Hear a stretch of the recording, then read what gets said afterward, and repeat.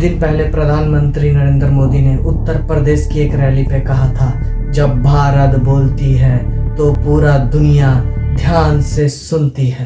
भारत अब वैश्विक मंचों पर बोलता है तो पूरी दुनिया बड़े ध्यान से सुनती है। यही नहीं दोस्तों, यही बात नायब सैनी हरियाणा के सीएम ने 2024 में कहा था, जब भारत बोलता है तो पूरा दुनिया ध्यान से सुनता है। इतना ही नहीं दोस्तों, यही बात बीजेपी के नेता ने राजनाथ सिंह 2023 में कहा था कि जब भारत बोलता है तो पूरी दुनिया ध्यान से सुनती है। इंटरनेशनल फोरम पर आज भारत बोलता है और लोग कान खोलकर सुनते हैं कि भारत बोल क्या रहा है। और सुनिए दोस्तों, सुषमा स्वराज ने भी यही कहा था 2016 में कि जब भारत बोलती है तो पूरी दुनिया ध्यान से सुनती है। यानी कि 2014 से पहले भारत का कोई भी वैल्यू नहीं था। 2014 के बाद पूरी दुनिया में भारत का डंका बजने लगा। आप जान के शॉक हो जाएंगे दोस्तों, जो ओरिजिनल स्टेटमेंट था वो मनमोहन सिंह जी के लिए था। ये बात कहा था यूएस प्रेसिडेंट बैरक ओबामा ने। ओबामा ने कहा कि इंडिया के प्राइम मिनिस्टर जब बोलते हैं तो पूरी दुनिया सुनती है। When the Prime Minister speaks, people listen, particularly because of his deep knowledge of economic issues. यहाँ वो मनमोहन सिंह के समझदारी के तारीफ कर रहे थे। उन्होंने कहा भारत पावरफुल बन के उभर रहा है और दुनिया इस बात को जानती है। He understands that as India rises as a world power, that it also has enormous responsibilities to work with the rest of the world community around issues of peace and prosperity. लेकिन क्या आप ये बात जानते हैं दोस्तों, WhatsApp और गोदी मीडिया मिलके आपको बहका रहा है। ये बता रहा है कि भारत 2024 के बाद विश्व गुरु बना है। ये बार बार आपको एहसास दिलाया जाता है कि मोदी की वजह से पूरी दुनिया में इंडिया का डंका बज रहा है। सुपर ह्यूमन या पॉपुलर पॉलिटिशियन, विजनरी या रेवोल्यूशनरी, क्या है नरेंद्र मोदी? सुपरमैन एक काल्पनिक चरित्र है। सियासत की दुनिया में अपने प्रधानमंत्री नरेंद्र मोदी भी सुपरमैन साबित हो रहे हैं। सोशल मीडिया की भाषा में कहें तो चीन भी कह रहा है कि आएगा तो मोदी ही। भारत में रहना है तो प्रधानमंत्री ने जो बोला है चुपचाप उसको फॉलो करो, चुपचाप। लेकिन रियलिटी इसकी बिल्कुल उल्टी ही है। आइए जानते हैं सच्चाई आज की इस वीडियो में।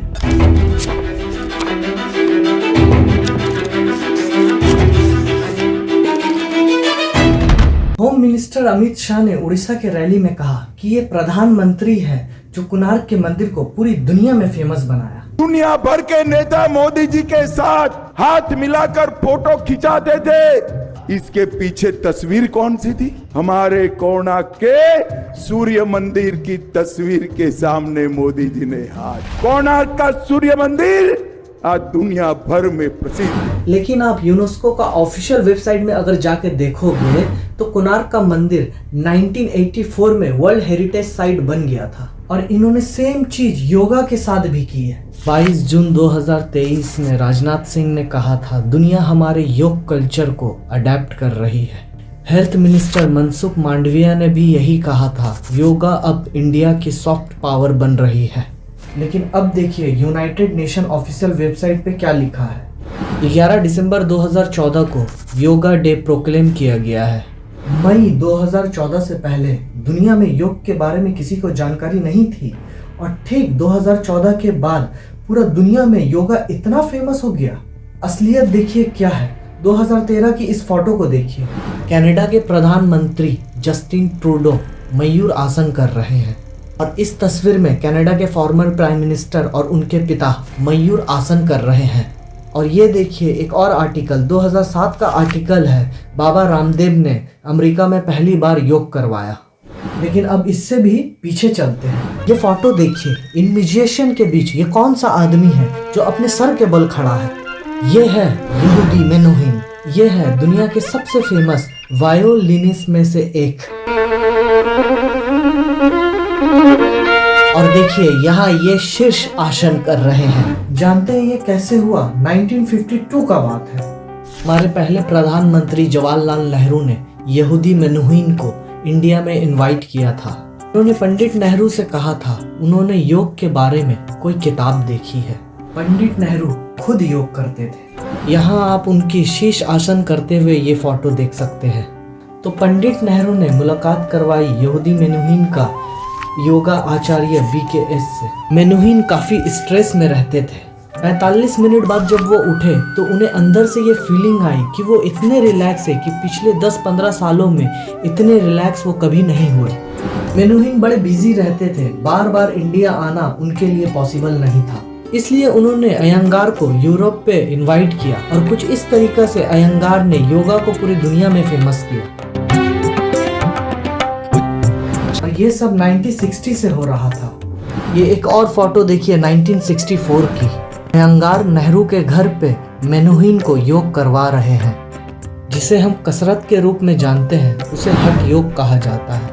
इसे फेमस करने में योग आचार्य BKS के अलावा और भी बहुत किसी का हाथ था, जैसे कि इंदिरा देवी, के पठाबी जोइस और रिचल हिटलमैन, जो इंडिया से योगा सीख के गए और अमेरिकन टेलीविज़न में योगा करते हुए अमेरिका में योगा को फैलाया।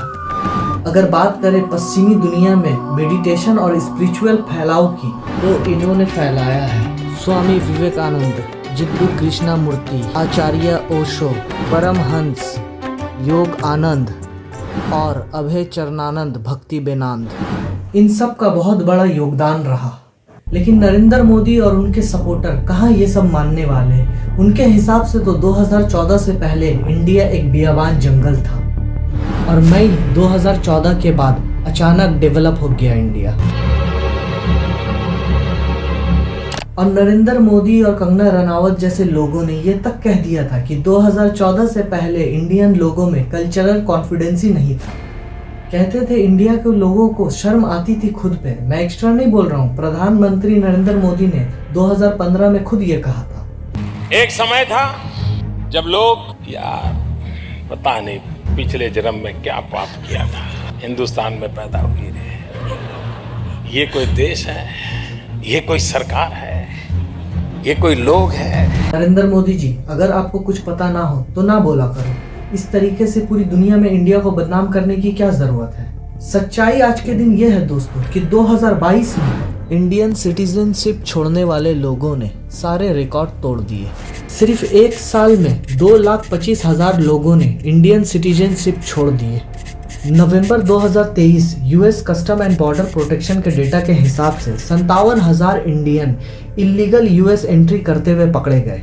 डंकी की रास्ता अपनाने की कोशिश कर रहे थे और ये कह रहे हैं डंका बज रहा है पूरी दुनिया में इंडिया का।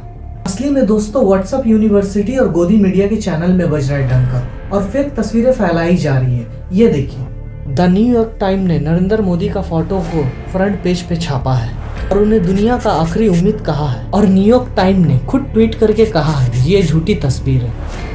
और ऐसे ही व्हाट्सएप माफिया दुनिया में इंडिया का इंसल्ट करवाता है। व्हाट्सएप और गोदी चैनलों में ये फैलाया जाता है यूक्रेन और रशिया की वॉर रुकवा दी मेरे मोदी पापा ने, जबकि असलियत में ऐसा कुछ नहीं हुआ था।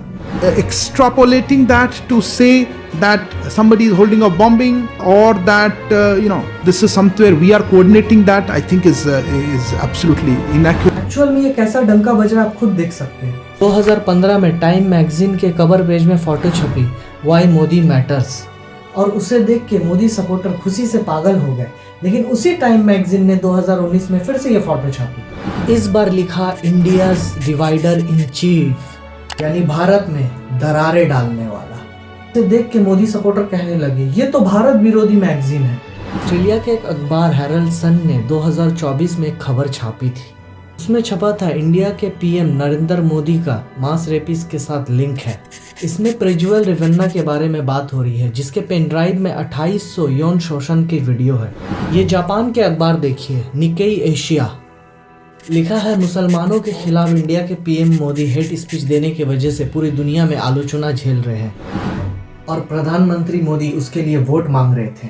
मोदी के आने के बाद लिंचिंग की खबर पूरी दुनिया के अखबारों में छप रही है। CBS न्यूज को देखिए, पालघर की खबर है कैसे व्हाट्सएप पे चाइल्ड किडनैपिंग का अफवाह फैली और 2 साधु उनके ड्राइवर की लिंचिंग हो गई। 2014 से पहले क्या इस लिंचिंग सब को आपने सुना भी था कभी पहले? इस तरीके से बढ़ेगी इंडिया की सॉफ्ट पावर। ये है डंके की असलियत दोस्तों। इनका डंका नहीं बज रहा है, सिर्फ ये बोल रहे हैं कि इनका डंका बज रहा है। लास्ट में मैं आपको एक ही बात कहना चाहूँगा कि अगर पंडित नेहरू का बराबरी करनी है तो कुछ अच्छा काम कीजिए, नहीं तो आप ऊपर तो कभी नहीं जा पाएंगे, सिर्फ नीचे ही जाते रह जाएंगे। ये आपके नाम के लिए भी अच्छा होगा और देश के लिए भी अच्छा होगा। और इन 10 सालों में बीजेपी ने किया क्या है? सिर्फ और सिर्फ नेहरू को बदनाम करने की कोशिश की है, उनको नीचा दिखाने की कोशिश की है, ना कि देश के लिए कुछ अच्छा किया है और ना देश के लिए अच्छा करना चाहते हैं। चलिए मैं अब आप सबसे विदा लेता हूँ और मैं चलता हूँ।